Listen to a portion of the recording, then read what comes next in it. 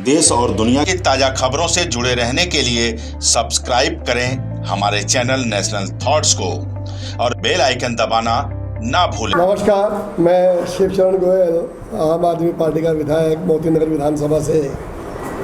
आज सबसे पहले तो मैं सभी को दीपावली की हार्दिक शुभकामनाएं देता हूं। ये त्योहारों का मौका सभी के लिए शुभ मंगल हो, सुखदायक हो, समृद्धि से भरपूर हो और आप सभी के परिवारों में और पूरे देश की और दिल्ली की जनता में खुशियाँ बहती रहें और देश खुशहाल बने, ये मेरी हार्दिक कामना है। और आज इस मौके पे सबसे मिलने का अवसर मिल रहा है, इसके लिए मैं सभी का तहे दिल से आभार व्यक्त करता हूँ।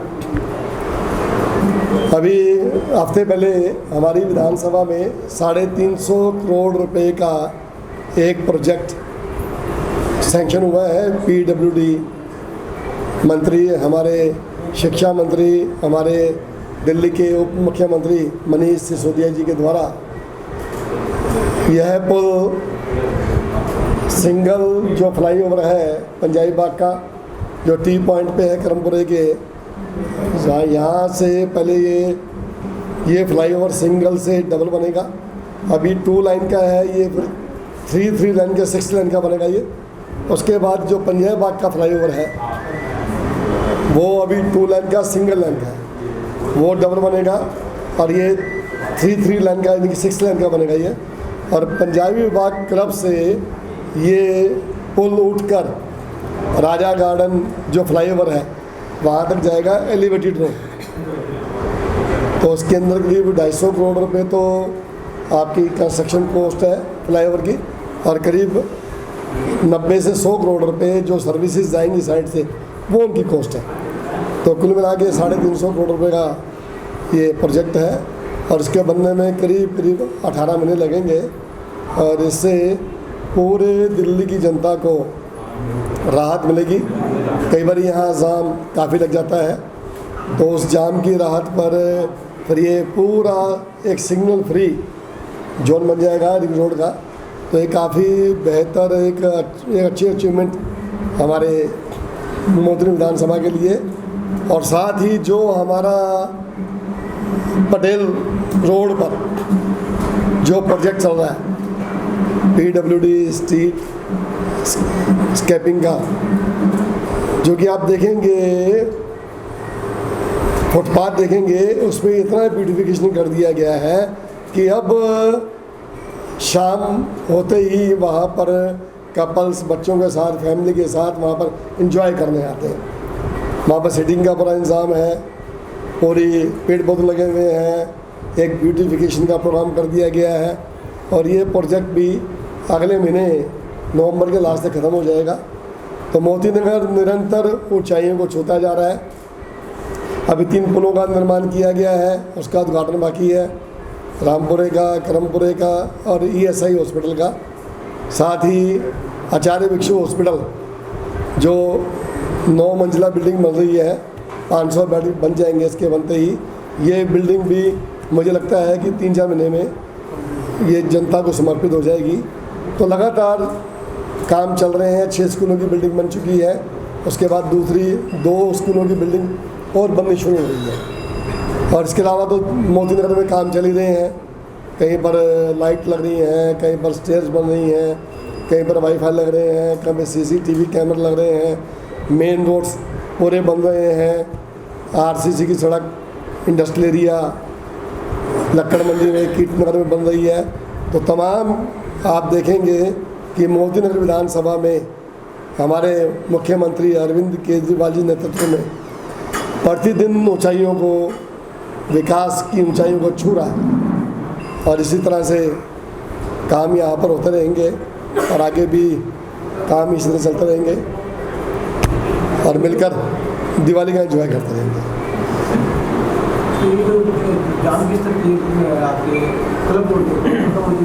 हाँ, सब खत्म हो जाएगा नहीं जब ये आपका जो सिंगल अभी 2 लाइन का फ्लाईओवर है, जब ये 3 लाइन का बनेगा और सिंगल से डबल बनेगा, तो सारा जो ट्रैफिक है जो नीचे से जाता है राजा गार्डन चौक, वो फ्लाई के ऊपर से आएगा तो साइड की रोड खाली हो जाएगी। से एक टर्म्स वाले लिखते हैं लोग डायरेक्ट से आपके मोदी नगर पर इस सब होते हैं, वो टर्निंग पॉइंट बड़ा खतरनाक है। वो टर्निंग पॉइंट भी आपका इजी हो जाएगा ना, जब वो आज जो सिंगल लाइन का फ्लाईओवर है, ये भी जो सिंगल का है ये 2 लाइन का है, 3 लाइन का बन जाएगा, फिर ये डबल बन जाएगा। तो जो भी ट्रैफिक रिंग रोड से आ रहा है और जो उधर से आ रहा है आपका राजा गार्डन चौक से, तो दोनों फ्लाईओवर के ऊपर से निकल जाएंगे, तो नीचे के रास्ते स्मूथ हो जाएंगे, टर्निंग पॉइंट इजी हो जाएगा, तो काफ़ी राहत मिलेगी इससे।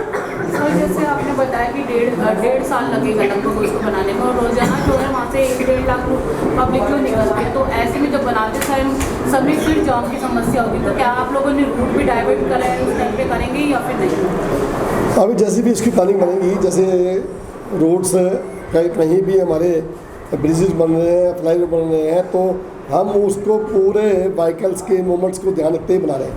अब ये 3 पुल हमारे यहाँ बने तो कहीं भी जाम की स्थिति नहीं आई, तो इस तरह से देख के प्रोग्राम्स को कैसे कैसे किया जाएगा वो चीज़ें हमें डिफाइन की जाएंगी और उसको स्मूथ किया जाएगा।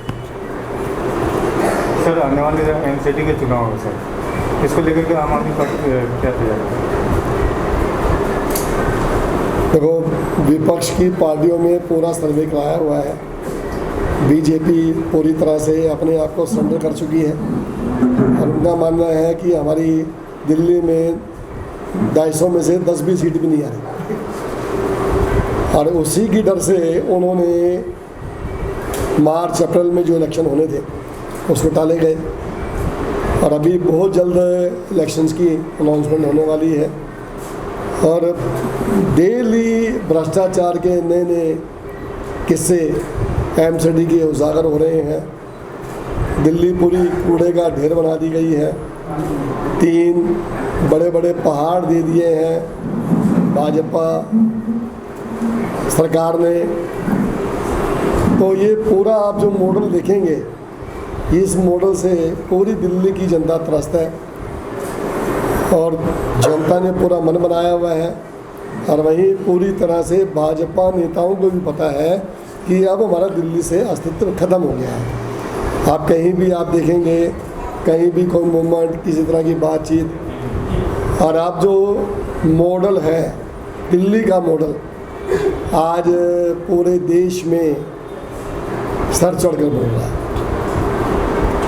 और हर राज्य में एक ही बात उठ के आ रही है कि जो दिल्ली में मॉडल हुआ वो अब हमें पूरे देश में चाहिए, और उसकी एक मुहिम हमने शुरू की है, मेक इंडिया नंबर 1। शुरुआत हो चुकी है, 130 करोड़ लोगों को जोड़ना है, लोग निरंतर जुड़ रहे हैं, और जो काम की भाषा थी, परिभाषा थी, जो 75 साल में कोई भी पार्टी नहीं कर सकी, ये पहली सरकार दिल्ली की, पंजाब की, जिन्होंने काम के माध्यम से जनता के दिलों को जीता है, जनता को राहत दी है, चाहे वो बिजली है, चाहे पानी है, चाहे स्कूल हैं, हॉस्पिटल हैं, महिलाओं के लिए बस यात्रा है, तीर्थ यात्रा है, पेंशन है, राशन है, डोर स्टेप डिलीवरी है। तो काफ़ी प्रोग्राम्स जो हुए, ये मॉडल कोई भी एक राज्य आम आदमी पार्टी के अलावा कोई अपना नहीं सका। कारण क्या? भ्रष्टाचार है, भ्रष्ट नेता, भ्रष्ट मुख्यमंत्री, तो पूरा सिस्टम भ्रष्ट है।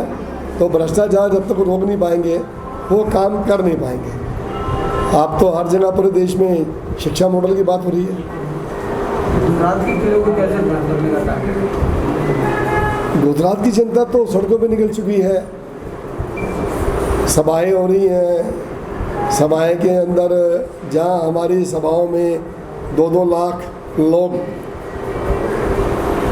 पंडाल से भी बाहर निकल कर खड़े हैं, और वहीं पर हमारे प्रधानमंत्री जी की सभाएं, अभी सभा चल रही है जूनागढ़ में, पूरा का पूरा पंडाल खाली है। जनता को अब काम चाहिए, जो काम करेगा जनता उसको सर पे बिठाएगी, और जनता को ये एहसास हो चुका है कि अब काम करने के लिए एक ही व्यक्ति सक्षम है, और वो दिल्ली का ईमानदार लोकप्रिय मुख्यमंत्री अरविंद केजरीवाल। सर नगर निगम की इतनी पावर है, एलजी को देने को सोच रहे हैं? कोशिशें तो बहुत हैं, लेकिन अब तानाशाही ज़्यादा समय चलेगी नहीं। अभी उन्होंने मनीष जी को भी जेल में डालने की कोशिश की, उनके घर पे छापा मारा, कुछ नहीं मिला। उनके बैंक में छापा मारा, कुछ नहीं मिला। उनके गाँव में गए, कुछ नहीं मिला। इनको लगता है ना भी ये आम आदमी पार्टी आएगी, इसलिए पावर पहले ही दे दो, पहले 300 जगह पूरे देश में छापे मारे गए, कहीं कुछ नहीं मिला। अभी 2 दिन पहले उनको 10 घंटे की पूछताछ के लिए बुलाया गया, तो उसके अंदर अधिकारी ने एक ही बात की है कि हमें आपसे कुछ नहीं है, हम आपको कहीं तंग नहीं करेंगे और सारे केस ख़त्म कर देंगे। आपके ऊपर केस है भी नहीं।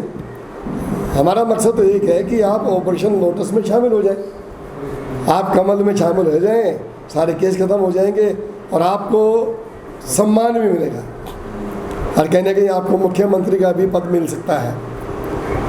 तो ऐसे से उनको प्रलोभन दिए गए। लेकिन आम आदमी पार्टी का जो भी साथी है वो क्रांतिकारी है, क्योंकि ये पार्टी ज़मीन से निकली हुई है, ये किसी की धरोहर नहीं है, ये आम आदमी की धरोहर है। और जब आम आदमी खुद निकला सड़कों पर तो उसे पता है कि आम आदमी के दुख दर्द की तकलीफ क्या होती है। बाकी नेता क्या है, नेता अपने आप देखेंगे कहीं भी उनके ही परिवारजन के सदस्य आगे आगे बढ़ रहे हैं। कहने को तो सब पार्टी कहती है कि हम परिवारवाद नहीं कर रहे। आज जो पार्टी केंद्र में राज कर रही है सबसे बड़ी परिवारवाद है वो। चाहे कोई भी आप नेता उठा कर देख लें, उसका बेटा, उसकी बेटी, उसका दामाद सारे आगे हैं और कहने के लिए कहते हैं कि हम परिवारवाद को लाइक नहीं करते, हम उसका विरोध करते हैं। तो ये जो कहने के करने के जो कथन है वो अब जनता पहचान चुकी है और जनता को पता लग गया। नहीं तो कल हमारे प्रधानमंत्री जी को भी एक स्कूल में, चाहे वो स्कूल किसी भी तरह का था, उनको स्कूल में आके बैठना पड़ा और शिक्षा के बारे में उनको कहना पड़ा कि शिक्षा पर अब क्रांति आनी चाहिए। तो हमने भी कहा कि हम साथ में आपके खड़े हैं, हम आपके साथ मिलकर काम करेंगे, हमें आप साथी बनाएं। हम तो चाहते ही हैं कि शिक्षा में क्रांति आए। हाँ, हमारा मकसद क्या है? हमारा मकसद है कि जनता को सेवा देना, उनको शिक्षित करना, उनको अच्छा स्वास्थ्य देना। हम सब मिलकर काम करते हैं। हमारे मुख्यमंत्री ने कल उनको ऑफ़र दिया है। अब देखिए प्रधानमंत्री जी इस ऑफ़र को मानते नहीं मानते, लेकिन हमने ऑफ़र दिया है कि हम अच्छे काम के लिए आधी रात को तैयार हैं।